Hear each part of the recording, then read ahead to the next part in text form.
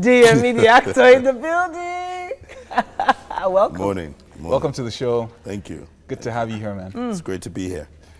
The first thing that you notice about you is your voice. Yeah, Really? the voice. Your voice is... Before I open my mouth, you... Yeah, well, one might not notice you initially, but once you start talking, people pay attention. Okay. I'm sure you get that a lot. Amen to that. Hopefully my bank would listen when I ask them for a loan. Yeah. Oh, yeah, they'll listen. Yeah, those are the kind of places that it makes sense for your voice to... Okay, so acting now, for a lot of people, some don't understand what goes into it. So an average character, I'm saying average, not really strong one now. What goes into, creating such a character for you? I don't think there's anything like an average character. Okay. It's something that is popularly said amongst filmmakers and theater practitioners. It's that there is no small role. Okay, so there's a lot of work that goes into any character that you're playing, because these characters are usually not ourselves. Okay. You're trying to embody another person. You're trying to develop another person, give them a backstory, that's a history, right?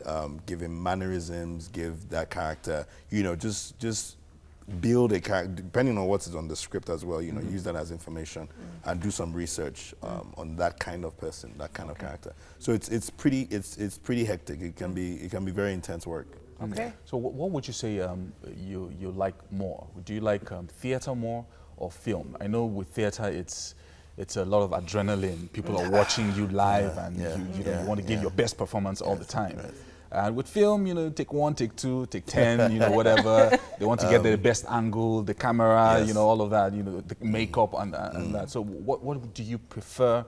What do you think is best for you? The best fit. So I spent part of my background is that I spent about 8 years doing theater at Covenant Christian Center. Oh, wow. So that's practically where I was trained as an actor, in a drama department in Covenant Christian Center. And so having done that though, and I transitioned into television, I found that the same amount of passion or fire or adrenaline, as you called it, was required, but in different ways. So, on stage, yes, you're in the moment at every moment. You have to keep that going. And it's really intense and it's really draining. But for film, just having to tone down everything, internalize all that emotion, so that the camera can see it. It's not as much as a physical thing. You're showing certain things, and you're having to project. Now you're containing, the energy is still the same, but now it's on the inside. It's you're just very trying to, very subtle, and it's on the inside of you. So the camera wants to pick the very minutest of details. So they're both pretty intense. They're both pretty intense. Okay, so I wanted to ask, you talked about the intensity here, but can you tell us maybe if there was any character you got so engrossed in that you possibly got lost into that character? Like maybe for days. Yeah, for instance, the character we just saw now on dinner. Femi, right? Femi was the character? No, right? Richie Richie was the character. Yes. So did you ever get lost in any? So thankfully I had enough time to prepare for this role. I had about a 6-month heads up when the director contacted me, Jay Franklin. And the preparation started from then. And yes, I think I might have gone a little bit too far. Really? Yes, because if you watch the movie when it was in the cinemas, and it should probably be out on some other platform, by now. over I don't know when. You will see that, for example, the character, apart from his very, very bad attitude, right? He was a huge smoker. Okay. So I literally went through about 2 packets of cigarettes. No way. No. Maybe 1 pack a day.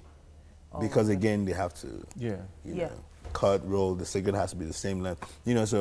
So it was a habit that kind of tried to follow me outside of the character of the film. And so I had to go through the process of just renewing myself and getting rid of habits. So you carry habits from it. Sometimes I don't even want to go home Wow. until about a day or two after filming. So I just have enough time to flush out whatever character traits, you know, that I've tried to embody over a period of time. Yes. So possibly that thing that they say, like maybe when you play Shango, like some spirit takes over. Yeah. That's there will be some kind of of truth to it, you know, especially psychologically. And you realize that a lot of method actors, you know, tend to go a bit overboard, you know, because you're staying in that character for such a period of time that you have no choice. It would affect you. There's no two ways. Acting, you know, acting is a tough job, but you know, you guys make it look so easy and everything. But it's actually like a really tough job. There's certain very people who grueling. don't do like more than 2 films in a whole year. And not spend all that time. Not in Nigeria today. Not really part of this kind of the world. So there's that big question of Nollywood of back in the day and Nollywood of now. So there seems to be like 2 different Nollywood now. Like in a sense, there's like the old Nollywood and the new Nollywood. There's a new breed of actors who are putting, you know, a lot of energy into their work now. So do you have any comments on that? So I don't know that there is any new or old, you know, Nollywood. I think what you have is an industry that has grown, that has evolved. You know, as with other industries. I don't know if anybody will go and say this is this is how things go on in America. This is the old Hollywood, and this is the new Hollywood. No, it's the same Hollywood that evolves over time. New people come in. Some people retire. Some people are there for 40 years, playing different roles over that, you know, period of time. So it's the same with us. I mean, we can only get better. Okay. As a people, as an industry, you know, we can only get, but the actors will probably, you know, find new techniques that would work. You know, maybe the camera is even helping them better because cameras are better. You know, you know, things just keep getting better. So, and again, people who've been in this industry for a period of time also have evolved, you know, through that period of time. I mean, look at people like Ireti Doyle, for example. You know, RMD. You know, these guys, they've evolved with the times, and they've consistently given us stellar performances, you know, over the years. So there is no such thing as old. And if we think like that, then we try to. I think we stop ourselves from learning from the ones who came before us, you know, and those that, you know, came before us may not be trying to even gain some new insights about, you know, about us, you know. All right. The time we're in. I think, you know, DME, we can't let you go. We have to, you know, take you to the kitchen with us. There's I think breakfast. he was supposed to do some kind of he's supposed to thing do for a us. monologue.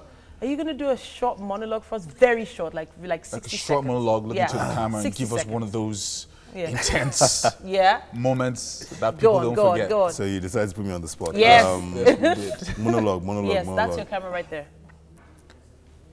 Okay. Just pretend like we're not here. Okay? Channel it. That's pretty easy, actually.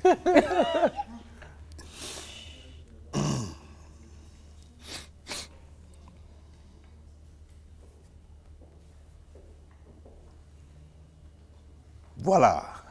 In view, a humble vaudevillain veteran cast vicariously as both victim and villain by the vicissitudes of fate.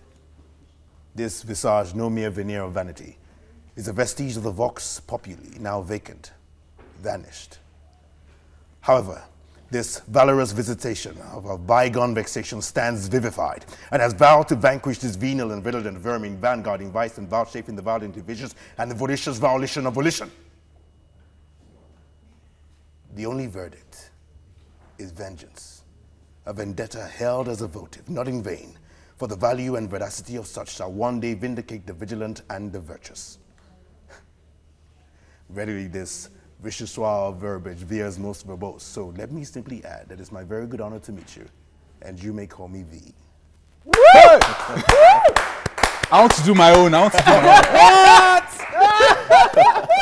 Beautiful.